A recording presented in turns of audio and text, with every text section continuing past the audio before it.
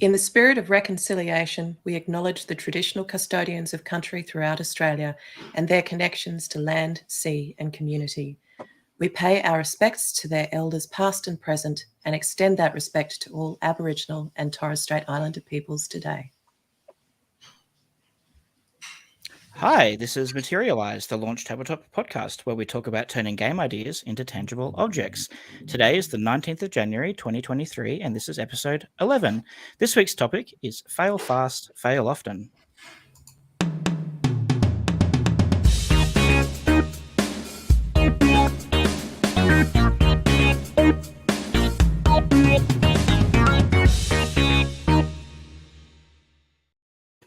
Hi, I'm your host, and today with me is Kate. Hi, Kate.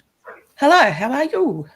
I'm all right. No, it's a bit different for us this morning because it's a morning, not an evening that we're recording. It's very strange.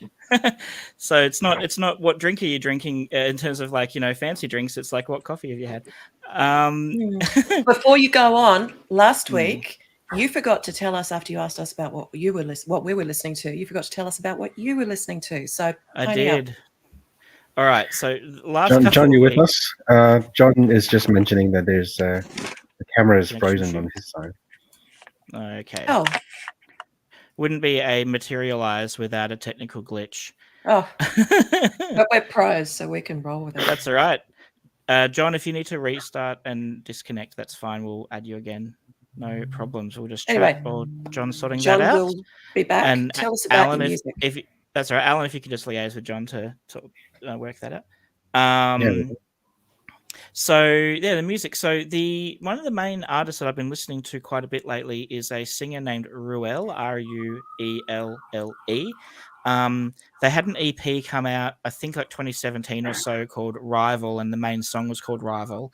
And I just love it. It's wonderful. And I think I heard it through a game trailer. It was used in a game trailer because the main line of the chorus is like, my only rival is within. So kind of talk about that you're trying to compete against yourself.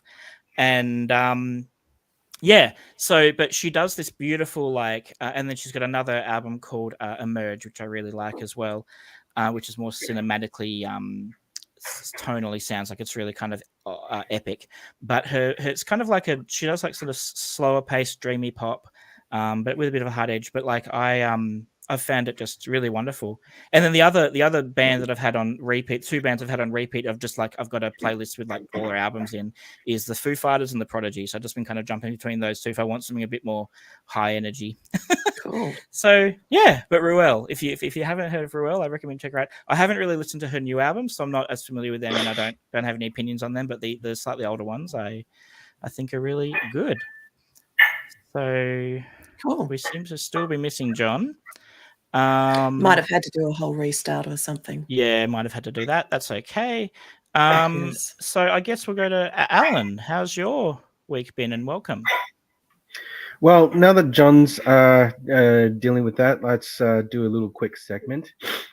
So what I'm going to do is... Hello, John. Welcome back.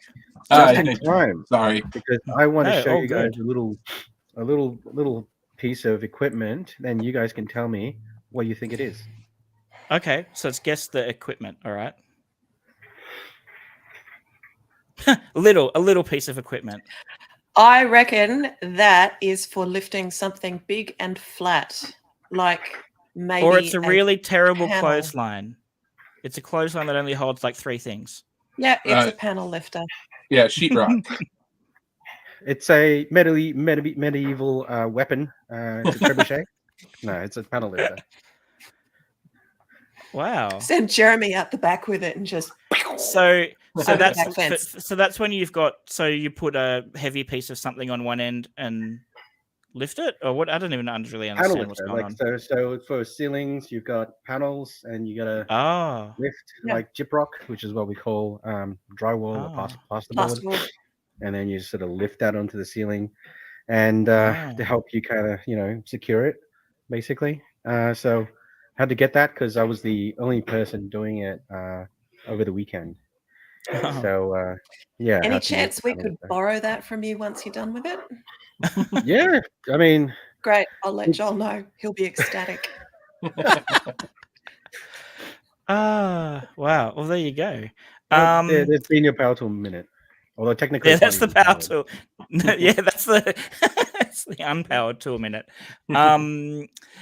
All right. So this week we've got Jonathan with us. So welcome, Jonathan. Hi. Thanks for having me. So I'm just going to do a little introduction spiel, and I hope I get my facts right. Jonathan is a tabletop game designer and developer who has worked on over 30 published games and an almost equal number of expansions, including Dead of Winter, Dinosaur Island, and Kids on Bikes. And I know you do other things too. Like you help do like game development, and you do mentoring, and like I think or coaching or something. Like I know I tangentially know you do like you kind of got a lot of stuff going on. Is that true, or have I got my facts wrong? No, you're absolutely right. So I've been designing for around 10 years now, a little bit longer than that in the industry. Full time for I think 6 years. I've worked with a ton of different publishers, and when the pandemic started, I started doing consulting to help out other designers who were trying to break into the industry. So I kind of switched my focus from doing development to that for a while because it was really rewarding. Yeah, because I have noticed on a couple of the posts that I've seen when you've put it out there that you're offering the service, I totally read between the lines, and I don't know if this is the actual intent, but I really got the impression that you were trying to focus on supporting people who were starting out, like weren't as established, and you weren't really just trying to necessarily aim for other people who already had a lot of history or whatever. So yeah, I think that's so admirable and obviously so helpful, because a lot of people could benefit from that kind of help. Really cool. All right, so let's move on to the first little section of the episode, and this is our launch table tip. Each week we try and share a little piece of advice in this section. This week's tip is to define the target audience for your game. Be specific. Think about what their needs might be, any hurdles they face, and how your game will excite them. So for me, I apply this, and I do think about like either a real or fake person, and I try and think about what their needs are and their approach to the game and what will excite them. For me, it is often real people. I think like, okay, how will I get my mum to care about this game and want to play it, or a person A, B, C, whoever it is, and that helps me kind of narrow down some options. I feel it's helpful. Jonathan, what's your thoughts on the topic? I think it's super helpful, and it's something I do a lot when I'm consulting. So when I start working with somebody, that's one of the first questions I ask is, who are you designing this game for?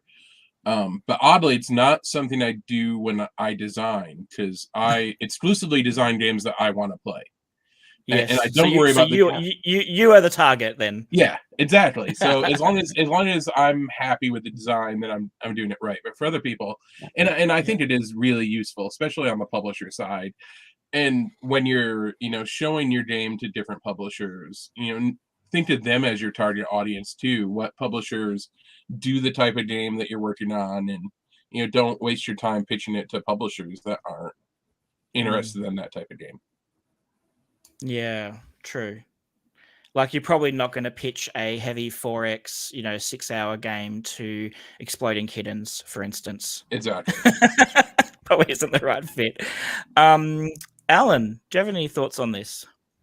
Yeah. So if you want to be successful as a designer, you really want to be targeting people with money.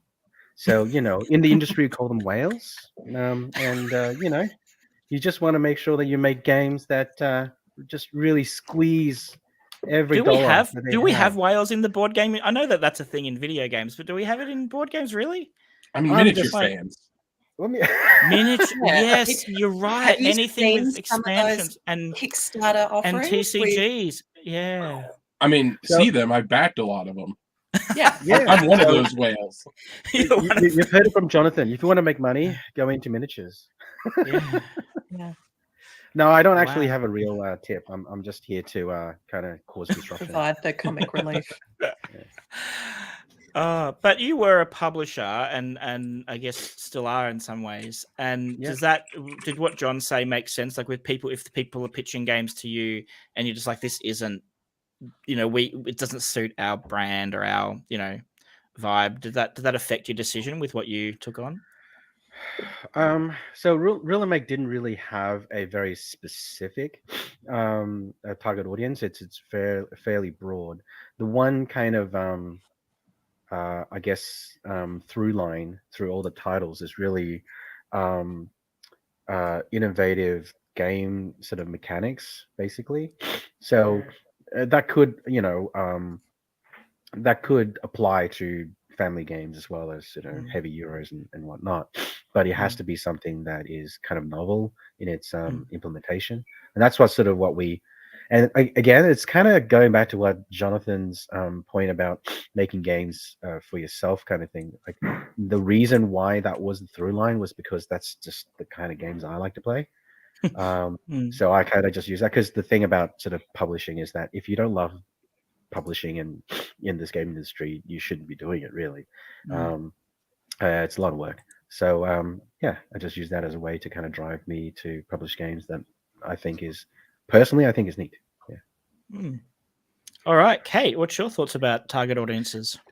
Well, I'm not a game designer, which shouldn't come as a surprise to anyone here. But if I was having to sit and think about it, because I'm more interested in the UX side of things, I would be saying, who is this game not for?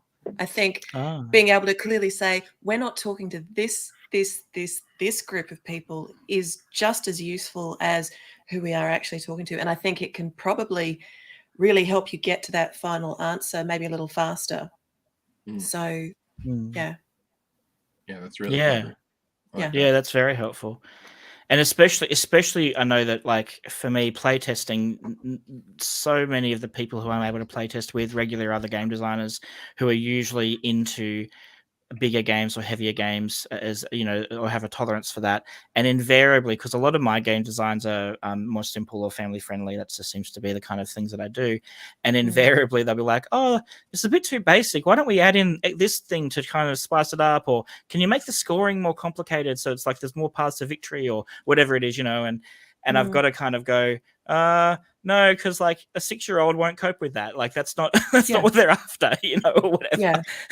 And so sometimes I think that what you were just saying there, Kate, it's the same kind of idea. It's sort of saying, okay, no, you're not my target audience. I really appreciate some of your insights, but if some of those people end up enjoying the game, awesome. But that's not who we're really interested in appealing to. That's why Harbour is so successful with their kids games, because they're like, no, 4-year-olds are our jam. They know that the kids are. This is, I think, and what is it? Joey Games, Phil Walker Harding, new publishing company. They're like, nope, kids. Kids are probably one of the hardest people to design for. No, simultaneously the easiest and the hardest. The reason is because I was playtesting a game with my kids. I've got a 9-year-old, a 12-year-old, and about to be 13, and then her friends as well. And when they were playing games, we were playtesting this game, and they were really having a lot of fun, right? So I thought, oh wow, this is going to be a hit. Like 10 minutes later, they're off spending the next hour throwing a ball in a box, right? And then they were having a blast doing that too. So then I go, wow. You get 10 minutes and that's it. Well, no, the thing is, like, now I don't know if my game's actually good, or is it just throw a ball in a box good? Like, because to them, that's just fun. Right, so I was like, okay, well, I don't know where my yardstick lies in this particular title. Yeah, it's definitely tricky. I remember. I remember I was testing one. Sorry, I was just going to say the kid criteria for success is really different to the parent criteria for success, and it's the parents who are spending the money, or whoever's coming to the birthday party. I spent $20 on this thing for you, so you'd better get my money's worth out of it, kind of thing. Whereas the kid's like, yeah, that was fun, but now I'm just going to chuck a ball in the box, and this is fun too. I love it. So, but also like little things, like I was working on.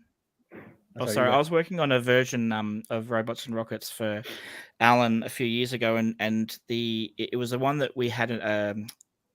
It was a semi-commissioned version, so there was a client who'd requested a version of the game to be used for young kids, and so we were doing a version of it for that, and we knew that they were going to be quite young, like I think 5, 6 is sort of like the expected age, and made the game and whatever, and was pretty happy with it. And then I was testing it with the children of my local game store at the time, because I was friends with the family, and the kids were there, and they were in the target age group. They were kind of like 6 to 8 years old, and the scoring at the time had multiplication. So it was like you've got these times these, and that's your score.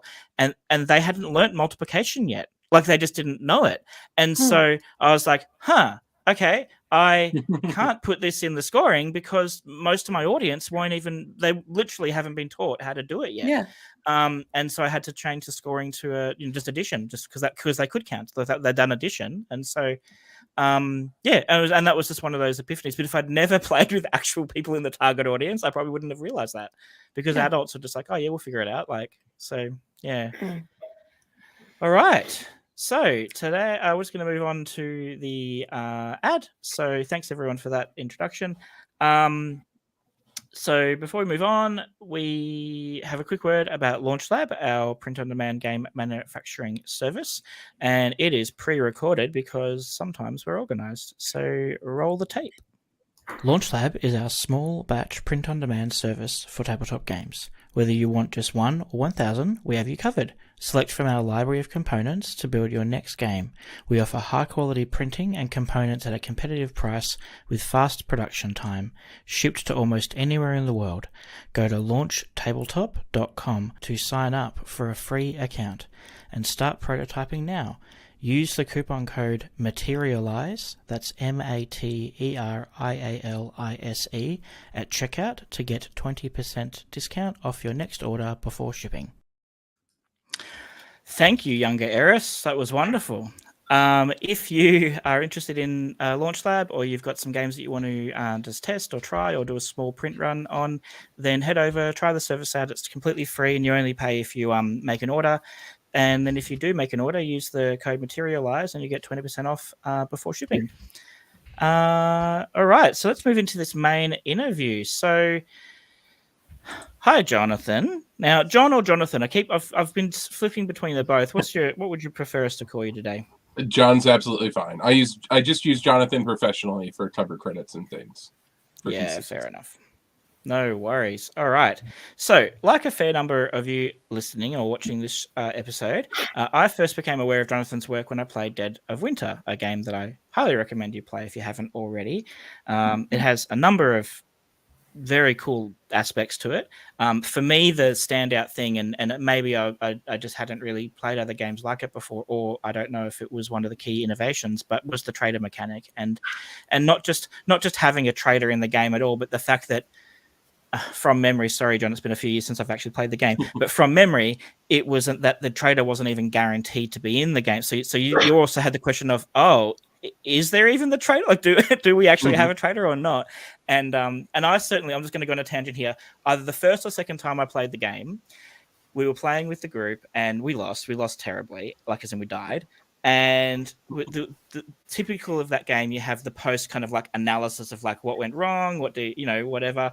And so a bunch of us are like arguing about, you didn't do this, you did right. If we'd just done that, blah, blah, blah. Anyway, one of my friends was staying quiet literally when we were talking for like 10 minutes. And then eventually she's like, oh, just by the way, and she revealed that she was the trader the whole time and had absolutely succeeded in sabotaging us. But she chose not to reveal it right away. And so we were all just like, we're all in this together, but we just didn't make it work. And then, no, you totally just got us. So it was quite funny. So Jonathan's also designed over 30 games, like we said at the start, and been a developer for countless more, and provides the design and development consultancy services. Today, he's going to talk with us about the fail-fast methodology. Is it methodology or approach? I'm not exactly sure, but I use methodology in the script. Yeah, I use philosophy sometimes. Philosophy, there you go. Yeah, it makes me sound smarter. No, that's cool. And how it can be used to make our games better. So, Jonathan, just what is fail-fast?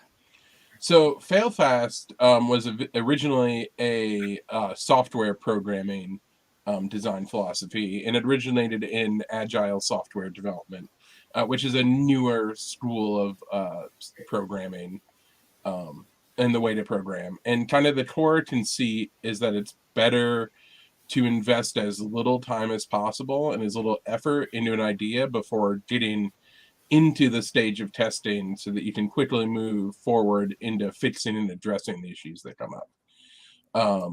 Ruby on Rails was one of the first programming languages that started really advocating for it. But just, really focusing on that minimal viable product and get the game to the table as quickly as possible.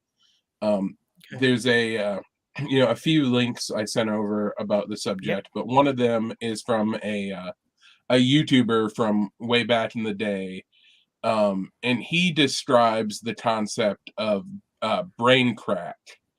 And what he says is that, you get this idea for something, he's talking about making videos and, other creative pursuits, but I think it really applies to anything that you get this idea in your head, and the longer that you spend thinking about it and designing it in your head, the harder it is for that physical thing that you make to be as good as that idealized version in your head. Because to be real honest, and I think a lot of us don't want to be honest with ourselves when we're thinking about ourselves creatively, like that first version is going to be horrible. It's going to fail. It's going to just be bad. And that fear of failure and that fear of making something bad can really, hold you up from getting to the point where it's good. So Fail Faster is all about embracing that and getting past it as quickly as possible.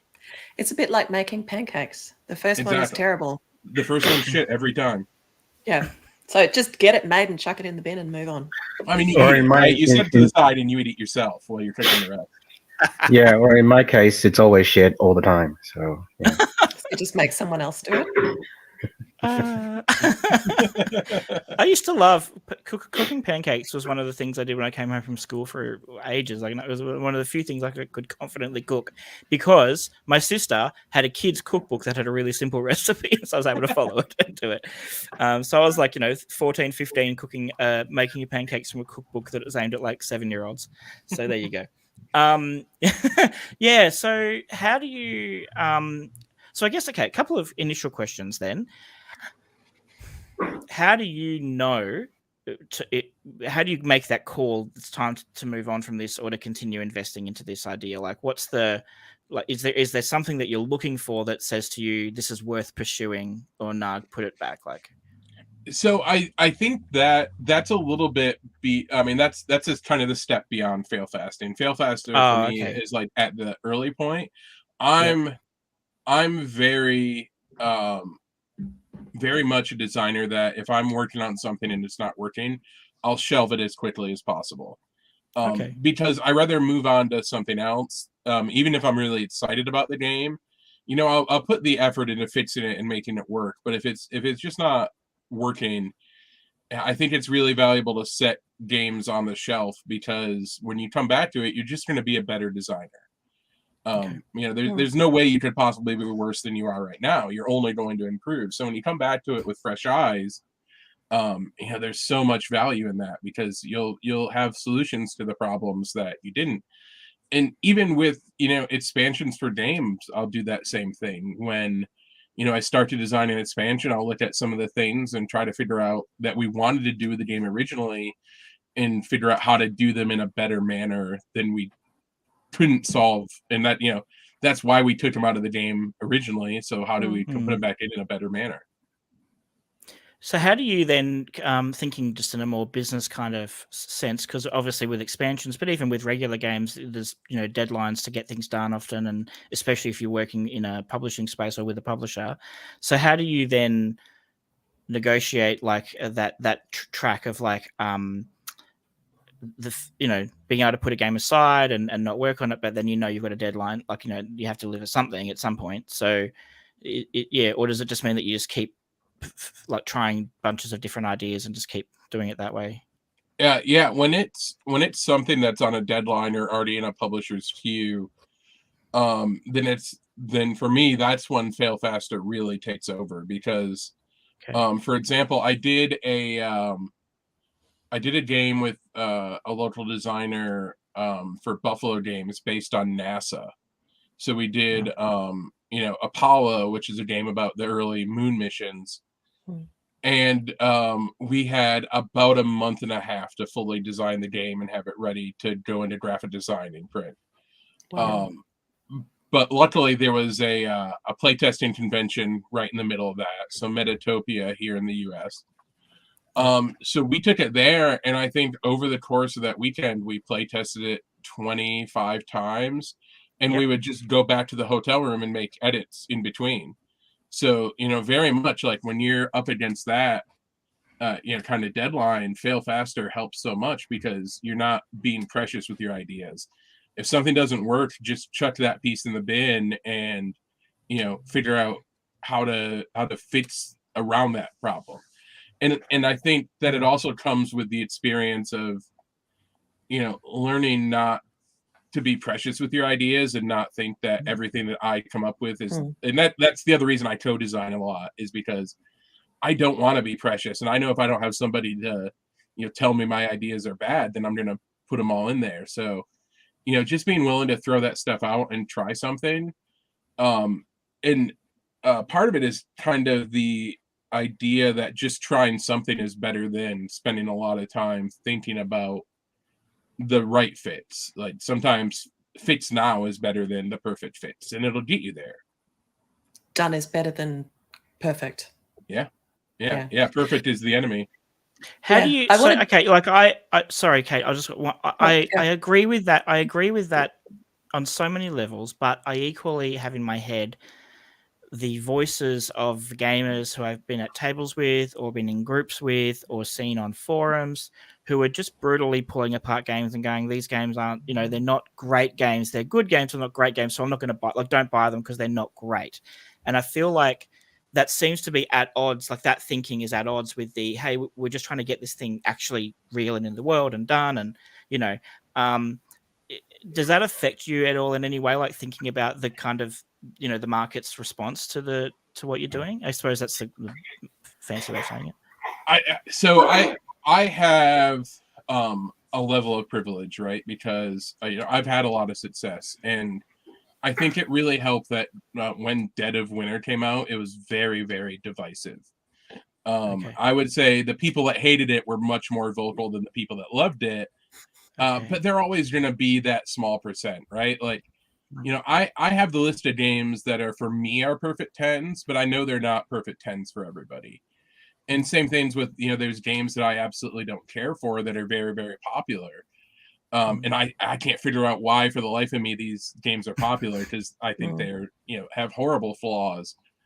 But Dead of Winter really helped me, get used to the fact that like people are just going to dislike things because it's popular, or because there's something in it that doesn't mesh with them. So it becomes important to not listen to those voices, and just try to take the constructive things. Like when people are complaining about Dead of Winter, like what's the subtext behind it? Why are they saying these things, and is there an issue? But I mean, failing faster is very much about knowing that you're not going to make it perfect. That someone's always going to complain about something. I've got a confession to make, Jonathan. I just remembered, I think I played Dead of Winter, and I didn't really like at the time, I think, how some of the dice rolls resolved things, or the number of dice. There was some problem I had where part of me was like, this could have been solved more elegantly. Like it felt a little bit like not quite, as complete or whatever. And so I think I may have sent you a message on Twitter or Facebook somewhere. And I didn't know you at all. Like we hadn't conversed in any other way. And I was just like, why'd you choose this thing? And you gave me some just response of like, oh, I just chose it because it felt right, or that's what we like. It was kind of like it is what it is kind of thing. And it was just for me, it was just one of those things where I'm just like, as a game designer, because I'm really trying to I'm stressing about trying to get everything perfect, right, with my work. And then I see someone who's had, in your case, that, and obviously it happens to other games where there's bits where I'm just like, oh, that was left in a way that I thought wasn't the right way to do it, or is it, whatever. And in my head, and so that was a really big eye opener for me at the time to kind of go, oh, I can be a little bit looser with, some of these expectations, and find the fun elsewhere, if you know what I mean, or whatever. Yeah, one person's perfection is another person's. Yeah, and it kind of something I wanted to mention earlier when you were talking about playing with other designers and playtesting with other designers, they're never your target audience. And every one of them, if you play test a game with 5 designers, every one of them is going to fix a different problem with your game. Yes. And they're gonna try to make it the game that they want to play. So that that's kind of a trap for some designers. To have this like insular group of other designers that they play test with. When I started up a playtesting group in my local area and started to build this design community, I made brutal honesty like a tenet of the group. Like everybody has to have full permission to say the worst things possible about your game, to the point where like we made it a policy to rarely say anything nice about anybody's games, because I'm a firm believer that it takes shit to make flowers grow, and you should know what's good about your game. That's why you're designing it. We're here to tell you the bad things about it and help you identify those problems. And a lot of times we wouldn't even offer suggestions unless the designer asks. We'll just say, this is the problem, that you can deal with it or not, because it may not be a problem for you. I struggle with that. I struggle with that in some ways, just to how to handle that. Yeah, sorry. I just wanted to ask, you were talking about iterating really quickly while you're at Metatopia and put this out, playtest it, go, that didn't work, change it. When you're, chucking those ideas that you went, will this work? No, it won't, in the bin. Are you still actively recording in a notebook or keeping files on a laptop somewhere that you tried this and it sucked, so you moved on? Mm-hmm. Yeah. How long does it take you to keep those notes at a point where you're like, oh, we're trying to move really fast, but I don't want to be writing an essay? I really just try to take really quick notes on my phone. I just use Doodle documents for everything. Yep.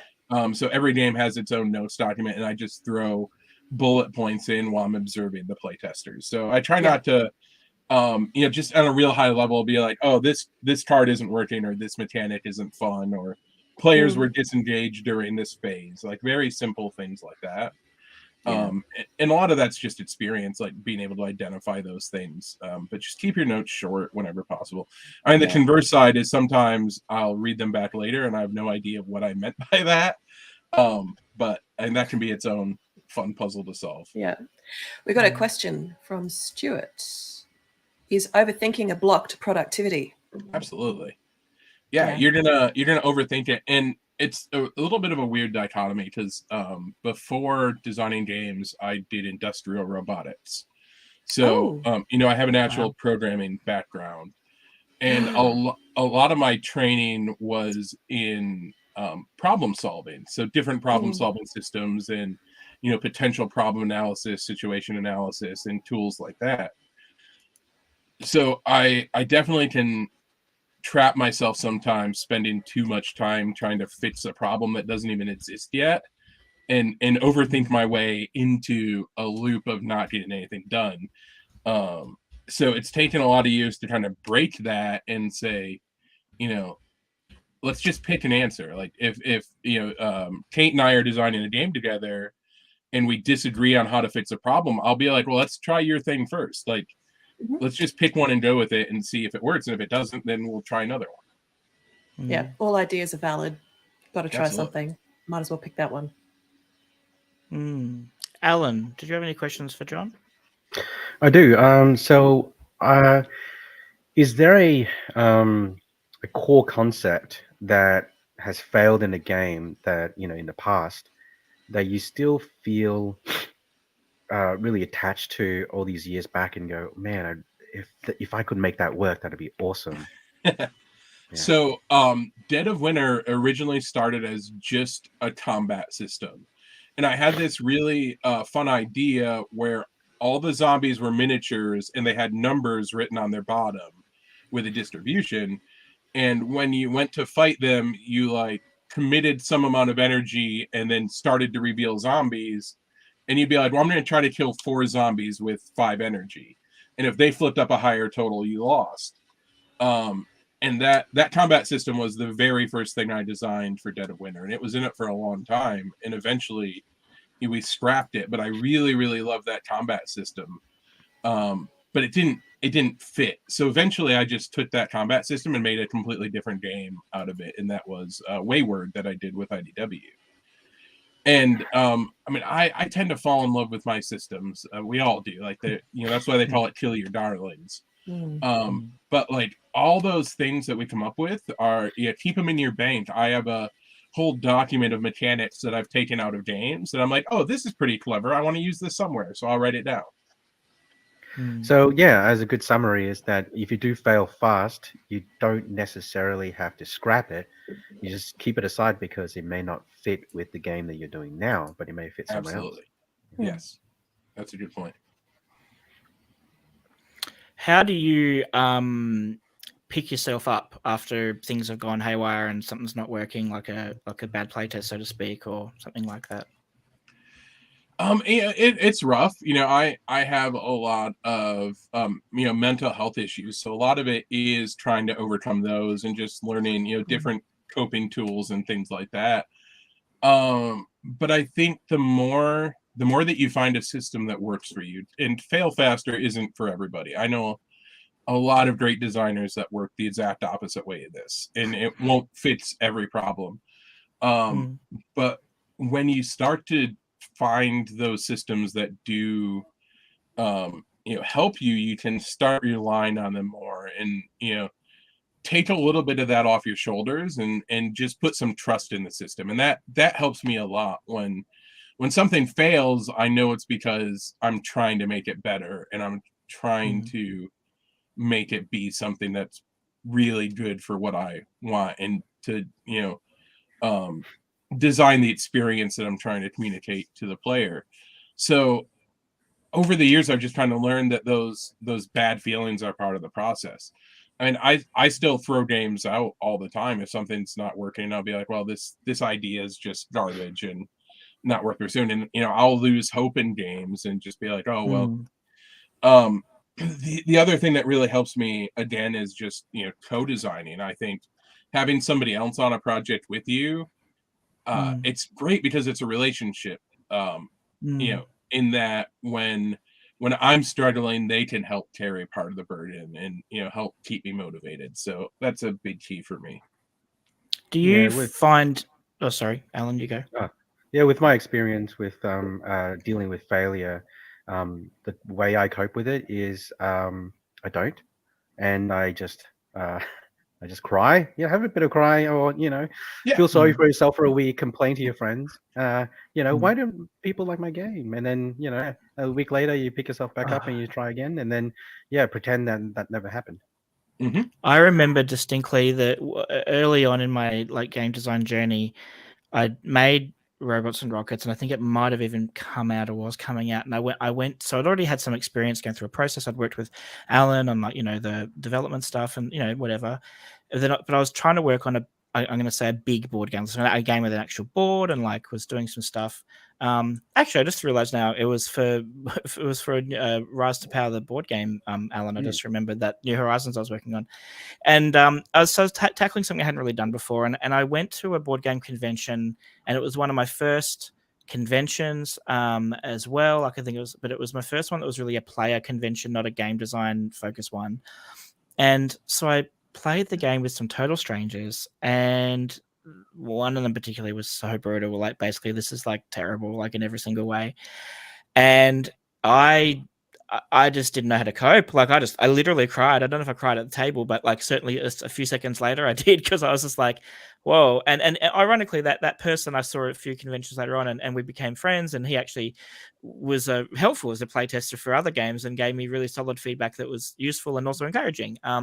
So it kind of turned around, but it was just it was one of those really first experiences for me. And I think what I've also learnt for me is that my reactions are, because of my mental health problems, I get super invested in, and when a game doesn't work, and by doesn't work I mean people aren't having fun, that's usually my kind of way of deciding it, I take it personal, oh, I've let you down, I'm terrible at what I do. And so what, and that's how I find it difficult sometimes to separate and go, oh no, it's possible that this just isn't their type of game, or they're having a bad day, or they're not your audience. They're not my you didn't audience. Design it for them. Yeah, but sometimes it's hard to remember that. Yeah.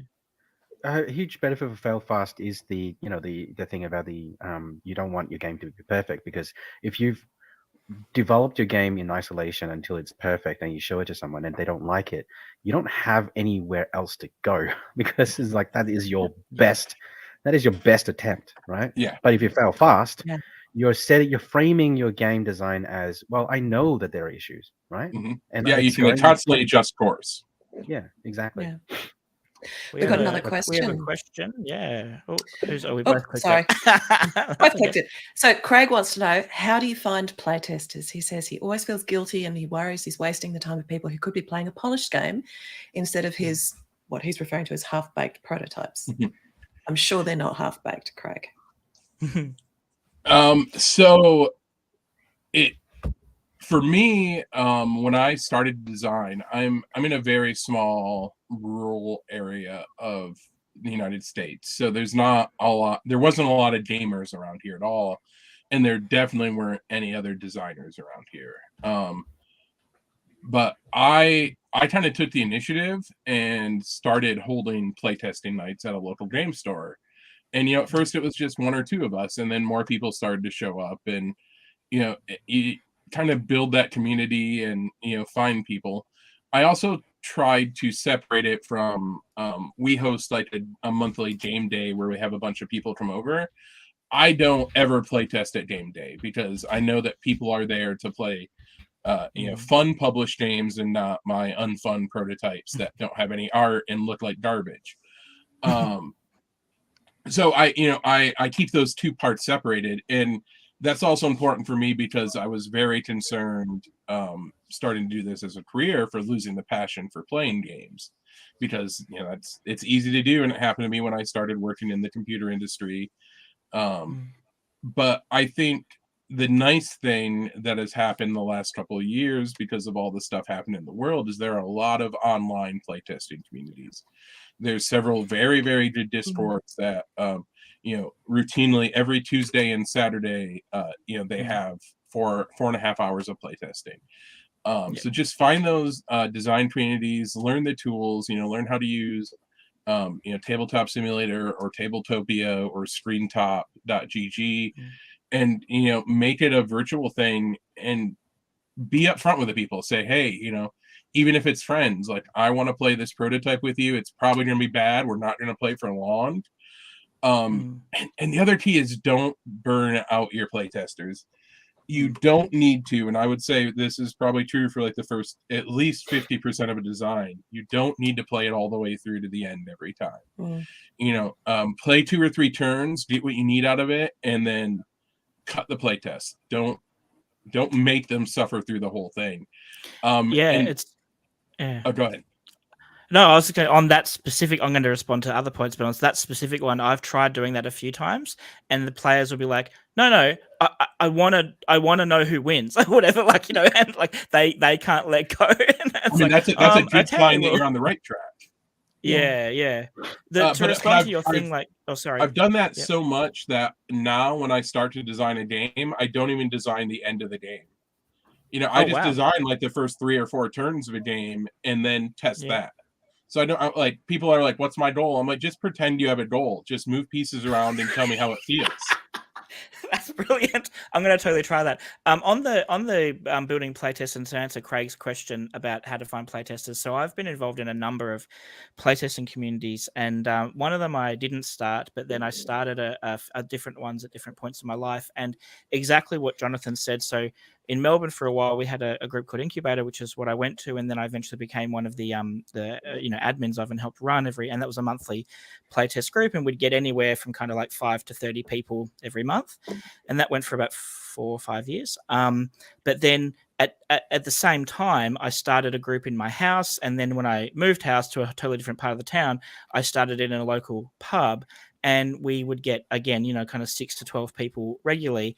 And I think it was just that thing of how kind of like build it and they will come to a certain extent of like, hey, I'm hosting this event, put it on some different Facebook groups where game designers are and say, anyone in the area want to come along? This is kind of what we're doing. and I feel like that was pretty effective. It isn't always though everywhere you go. So I now live in Sydney, and Sydney has and this is a problem that a number of Sydney designers we've talked about. It's just the geography and the, I guess, attitudes of people that live here make it difficult to get together, because getting from A to B is really tough. So basically it can be difficult. So for Craig, like I understand it can be difficult to do this, but building the thing with other game designers who are interested. And then in regards to playing with friends, exactly what John said as well, or kind of like echoing that, like don't burn them out. So, if you are playing with friends or family who are giving you their time, just kind of be mindful of that. And make it an event. Like say, hey, I need some playtesters Friday night. I'm going to order pizza. We'll have some drinks. I'm going to have snacks. Like, please just come over and play test it. Make it a welcoming thing. And you'll find that when you do, people get interested in designing games too. Like after 4 or 5 times, somebody be like, well, I have an idea for a game. And you'd be like, great, well, let's make it and play test it. Yeah. Cool. We have another question. Dan would like to know, do you set limits on the number of games you work on at any time to try and encourage focus or progress, or do you let yourself wander as inspiration strikes? So I didn't for a long time. I think at the peak I was designing 37 games simultaneously with probably That's almost that many co-designers. My goodness. I also knew that when I had a very firm 5 and 10 year plan in place when I started designing, when I left my job to design full time. And I knew that to do that, I had to have 5 releases a year. And to have 5 releases a year, I had to be pitching like 15 games a year at a time. So I had to have that bandwidth. And that's a much easier thing to do, when it's your entire job and you're not, you have the privilege of focusing on this. But I can't even remember my kids' names, and I only have 2. How do you remember all your games? I label them, just like I do with my kids. I mean, that's the problem, Alan. You need to label your kids. Yeah. I just put stickers on everything, so I know it there. But yeah, I mean, I have a huge shelf of all the game designs I'm working on right now, but I rotate through them. So there's probably what's 20 the games oldest game that you've got on your shelf as a thing you started and went, nah, shelve it? So I have it's one of my white whale games. It's one that I've wanted to find a publisher for, and I've never been able to find the right publisher. But I have a superhero game that is, I've always referred to it as my attempt to do with superheroes what Dead of Winter does with zombies. And it's the superhero game that no other publisher has made yet. And even 10 years later of working on this, nobody's made this superhero game. And at some point I'm going to find the right publisher for it. But I've had publishers interested and said no, because I know that it has to be a good fit both ways. So is there a bit of a traitor mechanic in there? There's no betrayer. It is 1 versus many. So one person plays the villain, and then 1 to 4 people play the heroes. But it's very, very social. The villain does a lot of talking up their plans and listening to the heroes and trying to trick them. So it does all my favorite stuff about superheroes, that it's not just punching the villain. You heard it here, folks. So publishers, if you want maybe to game, we need to brand it as The Boys, because I feel like there's a lot of betrayal going on in there, and 1 versus many, where the one is truly the villain. Yeah. I don't know. I think The Boys has a lot of villains. Oh, so many villains. Yeah, they're all villains. They're all villains. All villains in their own way. But some are more, good at their core. Yeah. Oh, totally. I agree with you. Do you have a favorite game that you've made? I know they're kind of like your children, when you're sort of not really supposed to have a favorite, but if your house was burning down and you could only save one of them, which game are you carrying out with you? That I designed? Yes. The other designers will take care of their games. Don't worry about it. Just yours.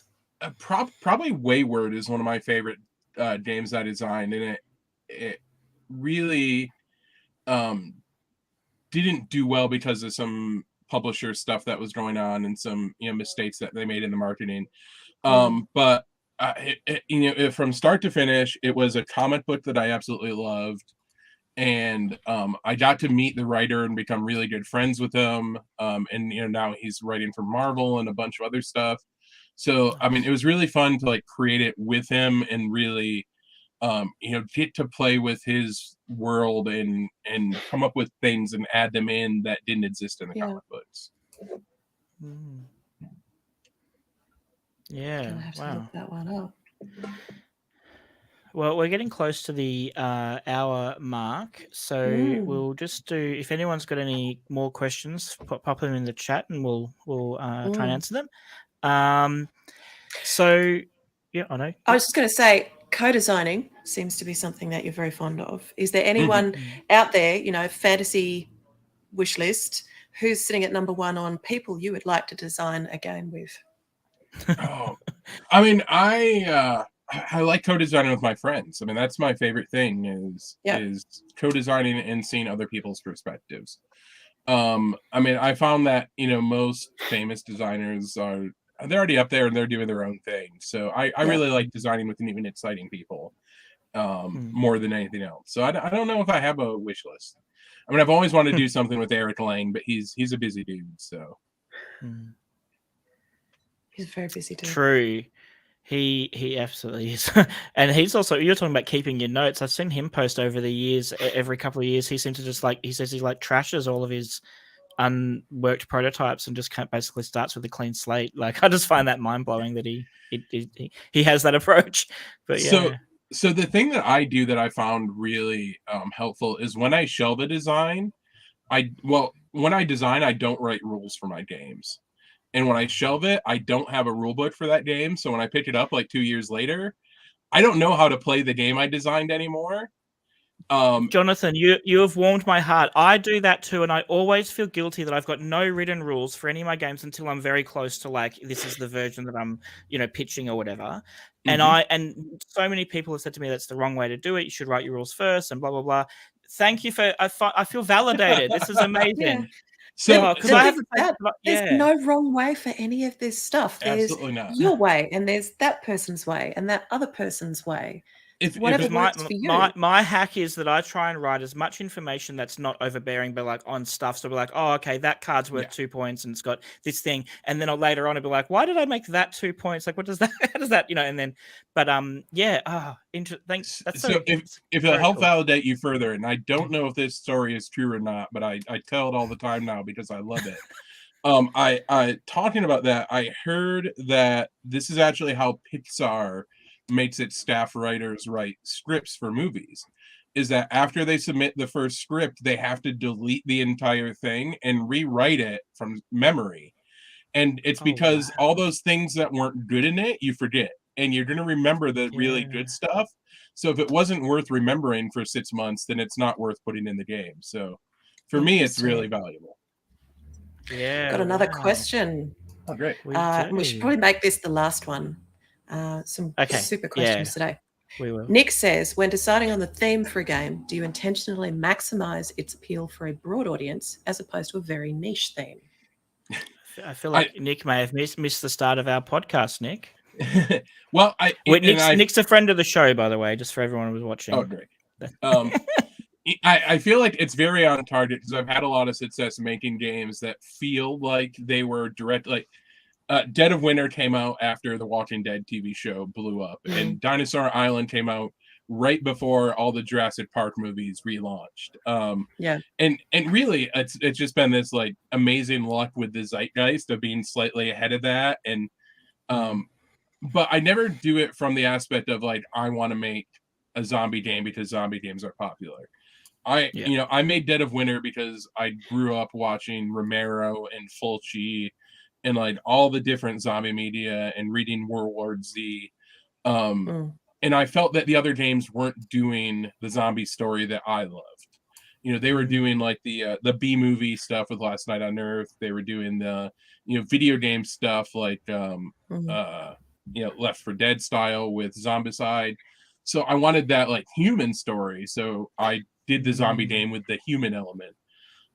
So for me, it's not picking a popular theme and designing around it. It's taking something that I'm absolutely passionate about an experience that I want people to experience, and then designing around that. Have you got a theme currently at the back of your mind that like you're thinking, ooh, that would be interesting? I'm just giving away trade secrets now, aren't they? Yeah, I know. Kate's been probing for all this info.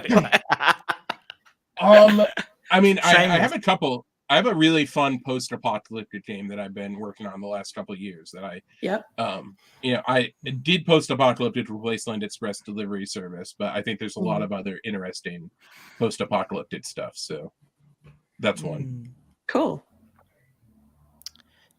So final question from me, and then we'll just do a very one, like Kate and Alan, will give you a chance to think about your final question. Final question for me is, do you think that, and this is bouncing off that, do you think there is a theme or a mechanic, like niche, that hasn't been really explored thoroughly that you'd love to see people explore more? I mean, I think there's a million of them. I always get excited when I see a game doing a theme that hasn't been done before.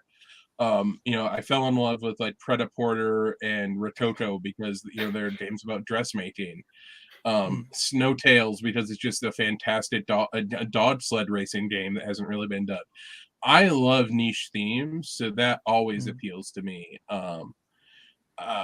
I think just stay away from the like super obvious. We don't need more games about white dudes trading in the Mediterranean in the 1400s. Like, stop making those games. Make other exciting things, and don't do it in an appropriate manner. Find something that that you have a background in, and make passionate things about those.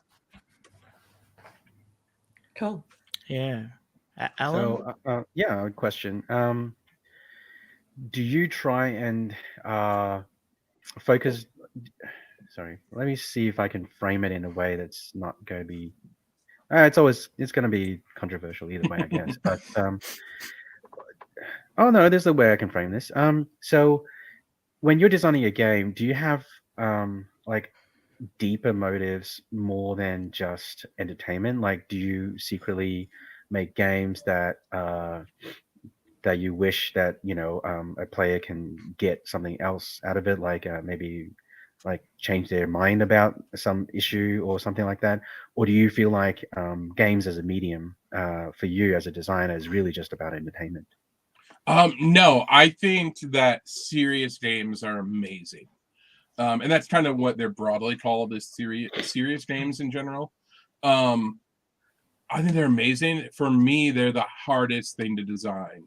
Like, I have this really fun push your like dice game that's about forming and maintaining relationships in a very vague manner, not defining what a relationship is. But you have this dice pool that you're trying to spread across all these relationships and maintain them. And like the more you maintain them, the more you build them, the more points they are worth, but kind of the more fragile they get, because if you can't maintain those things. And the best piece of feedback that I got from it is like a player said that breaking up with somebody sucks. And I was like, well, I did the exact thing I was trying to model. Like, ending a relationship, whether it's a friendship or anything else, sucks. But the problem was the game wasn't fun. And a lot of times those games, the point isn't fun. It's to teach or, convince somebody. So whenever I see somebody making those types of games, like Amabel Holland is fantastic. There's so many people making those, deep, meaningful games, and I would love to, but I don't know how to make them fun and not lose track of it.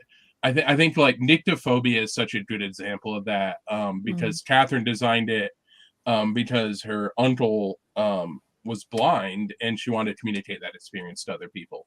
So I think we can do that in a way where the message fades away and you can learn the lessons yourself is just beautiful and amazing. I wish I could do it. I've done 2 games because I used to work for the Salvation Army here in Australia, and I managed to do 2 games with them for 2 of their different teams, and so they had a serious goal, and it absolutely was challenging, and it was definitely one of those things where you for my context, it was a case of working with them about what is the actual thing that you want people to learn, like the single point that you want someone to take away. We don't want to try, because we can't educate about everything. So what's the one? So the first one I did for them was called Just Chocolate, and you're building, it's sort of like a Scrabble-esque layout of like tiles in the, you're laying them out to make things, and you've got ingredients to build blocks of chocolate. But the ingredients, some of them are ethically sourced and some of them you don't know where they've come from. And the only message is that the ethical pieces always score more points. So if you can go ethical, go ethical. And that was the core message of the game. And it also had in the rule book, here's some logos to look for when you're at the shops. But like it was basically just like, hey, if you don't know where this thing's come from, pick somewhere where they've got some level of accreditation and whatever. And so it meant that was the way to kind of think. But at its core, a lot of people could still just play the game and go, oh, cool, we're just building blocks of chocolate and competing for the spots on the table. And, so it's definitely a thing. But I think it does force you to play differently because, you do have, when you're testing, you have people go, oh, why don't you just do this, this, and this? And you're like, well, that's telling the wrong message. Like that, you're encouraging the wrong thing for doing that. So, yeah. Last question, absolute last one. Don't anybody else ask any other questions because Stuart wants to know, do some of your themes reappear? Would Sparky the Wonder Dog appear in other games? So it's difficult because when you sign a game with a publisher, they own all the rights to that stuff. I could put a dog named Sparky into other games, but he's not going to be that version of Sparky. And there's some designers that keep bringing those things in. But I really oddly design.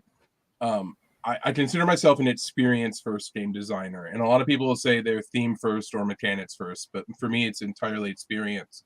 But when I present a game, it's almost art and characterless. Like things aren't named. Art isn't there, graphic design isn't there. So a lot of times I leave all those spots for the publisher to fill in because they're gonna rename stuff anyways. So I would love to do more Sparky stuff, but you could always have a little stipulation, contract. Everything you own except I need to have this one character. Yes. Appear in everything. Yeah. Or just do a whole Sparky RPG. They did do a comic book about him.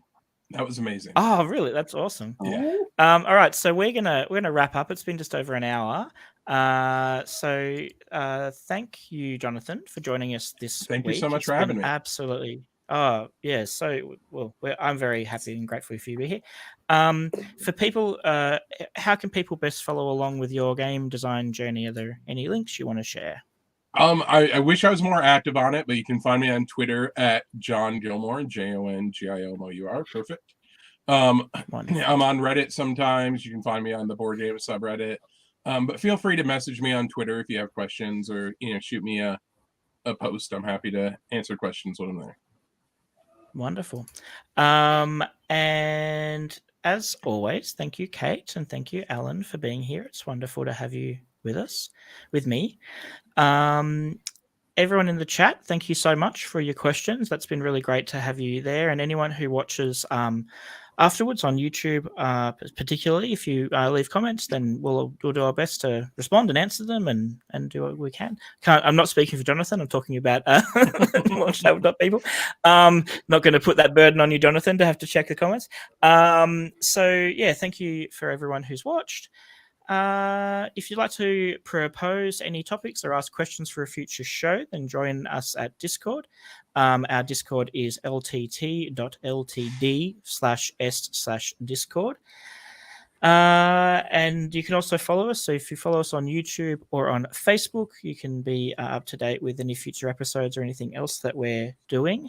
And on YouTube especially, if you can also like our videos and do all that kind of stuff, subscribe to the channel, then that will really help us with being able to do more of these. Materialise is produced by Launch Tabletop. So if you want to visit launchtabletop.com to find out more about Launch Lab, our print-on-demand tabletop game making platform, and sign up for a free account, use the code Materialise for 20% off your next order, not including shipping. And if you had any questions as well that you wanted to reach out to us directly, you can do it through our email address, which is support@launchtabletop.com. I think we do have a graphic for it, but maybe it's gone missing. That's all right. And I'm Eris, and I've been your host, and this is Materialise, the Launch Tabletop podcast. So we're just going to play our closing video, and then after the video, we've got our One Day Will Be Well famous questionnaire, and Jonathan's going to take the 5 questions. So thank you, everyone, for joining us.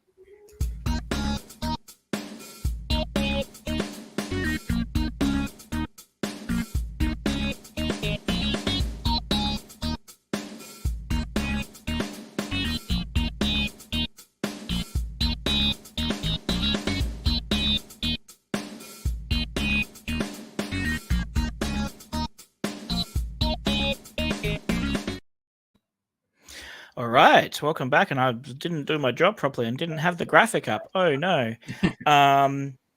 So question 1 is: are you more of a heart, a diamond, a club, or a spade? I would have to say heart. I mean, I'm pretty emotional and pretty open with my emotions, so nice. I think I'll have to get that. Dinosaurs who are pirates or robots who are ghosts? This one's real tough, but I think I gotta go with robot ghosts or ghost robots. Yeah, it is a decisive one, and I think so far the dinosaurs have been winning. So, but we're seeing a comeback. There's a comeback in ghostly robots. I'm also robot ghosts. Team robot ghosts. What's your favorite snack or drink when playing a tabletop game? Boy, I don't really snack a lot, but I do like a little bit of chocolate or something, not messy. Yep. Yeah, it's important. Cards or dice? Is both not an option? Correct, both are not an option. Dice, I think, and specifically the 12-sided die, I think it's the most suspenseful die to roll. Because it tends to roll a little bit longer, and you can see the faces as it kind of teeters. So with Dead of Winter, you get that moment where like it's a tooth and then rolls one more. Is it? Yeah. It's like dice roulette. That's it. We've had we cards definitely are winning in overall so far with our questions on that. But we have had some dice people, but no one be as specific and give that level of nuance about the 12. Yeah, the D12. Interesting. And final question: what fictional character would you invite to a game night? Well, I mean, I don't want to be self-serving, but I'd invite Sparky because he's a good boy. Yes, be self-serving. That's perfect. That's the only right answer. What kind of games does Sparky like to play, do you think? And what's his favorite snack? Yeah, his favorite snack is anything you'll give him. And I mean, he's just a good boy. He likes to cuddle. He doesn't care what game we play in. And if we throw the dice and they go off the table, he can fetch them and bring them He'll back. fetch them. I'm there for this. Well, this is well, thank you again, Jonathan, for being with us today. It's been wonderful. And thanks again, Alan and Kate. And so we'll go. So thank you again, everyone. And goodbye. Thank you. Bye.